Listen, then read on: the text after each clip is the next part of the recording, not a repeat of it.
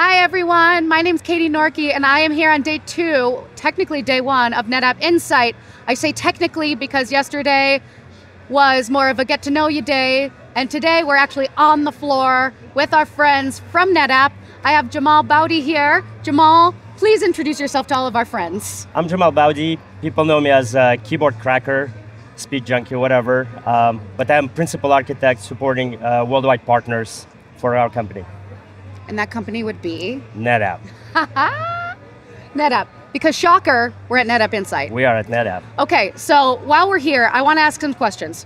First of all, what is one of your favorite booths that are here that you're excited about, other than the Equinix booth? Because you have to say that. Well, I sort of work with AI, I guess. Mm-hmm. And a couple pockets there are very big interest for me. And obviously I have partners that I support, so there are a few of them. So you have to go check on them? Yes. Okay. Yes. We have a couple of fun ones here. I know DreamWorks is here, Porsche is here. Have you able to check out the Porsche driving simulator, or because you said you're a junkie? Yes. Well, the booth is awesome.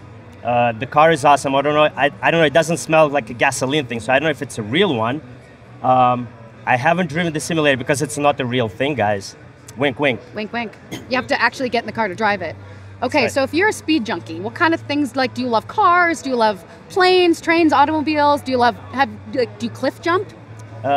No, usually being an aviator, my policy is sort of, you don't need to jump from a fully functional aircraft.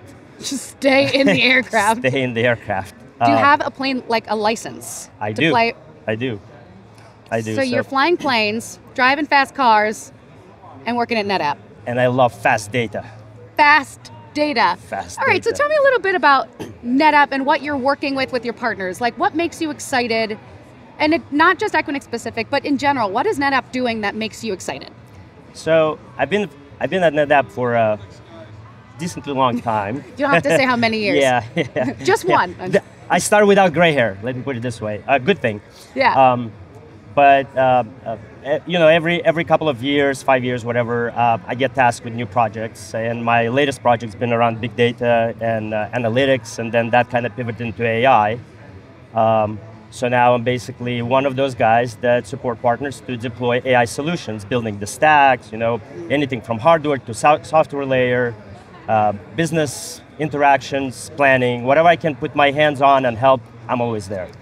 So storage is really, really important for big data because GPUs take up so much storage and space.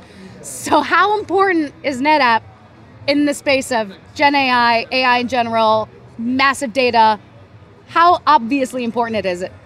Let's put it this way. If there is no data, there is no AI, and there is no AI, there is no genAI. GenAI is kind of like a cool thing now, right? Yeah. But we just call it AI, whatever. Whatever. But you have to have data.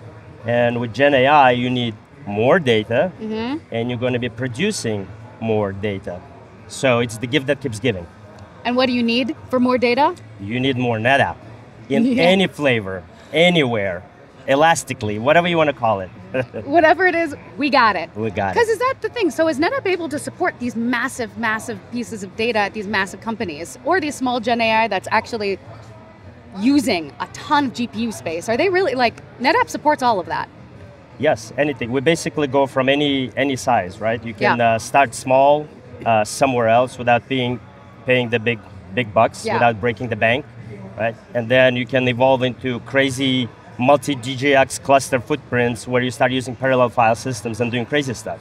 So anything from searching and producing words into images and scans and whatever that is, the next thing is. So based on your partnerships, what are some of the things that make Equinix special? Working with Equinix gives the flavor or flavors to basically expand, grow elastically across any continent, right? With any partner. I work with some partners that have their own data centers, and they might not look at Equinix, but also there are other partners that don't have their data centers, and they basically spill into the Equinix systems.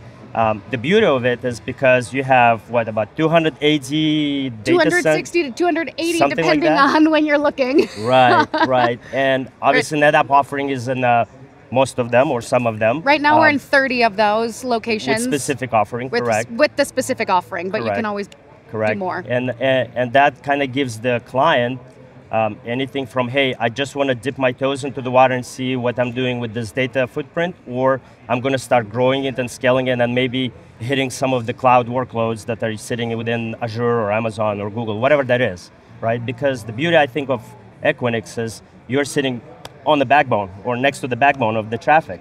So that whole data traffic back and forth happens pretty quickly. And I think that's the key for speeds and feeds, like we were talking earlier, right? For accessing. The theme. Yes, you could say the theme here is speeds and feeds, and they need a place to go. Correct. And where are they going? Correct. All right, so let's talk a little bit briefly. What's your favorite thing about Vegas? Vegas. Well, he goes, nothing. So here's the thing. Traveling the world and having friends all over the world, it's the expression, Vegas, baby. That's and what then whatever like about happens in Vegas stays in Vegas. Some of it goes to product management, and then we start working on it. or all your money stays here, and then you go home. Yes, for some people. For Hopefully some not people. all of us. No, I'm not. I'm bad luck always. And just the dice. I have to make sure you tell everybody this, but how many languages do you speak? I speak 6 languages. C++, Python, and all that stuff. Oh it's not God. included. I can do encryption. That's what my wife tells me, or my mom, when I decide to talk to somebody else and exclude people live from the conversation. So you're like, guess what? Awesome. It was awesome to have you here. Thank you so much, Jamal. We love working with you. I know you love working with us. Definitely. I know. I put words in your mouth, but I know that's how you feel. Oh yeah, definitely. Thank you. Thanks for having you. Thank you. Thanks for having us. Gonna keep talking through that one.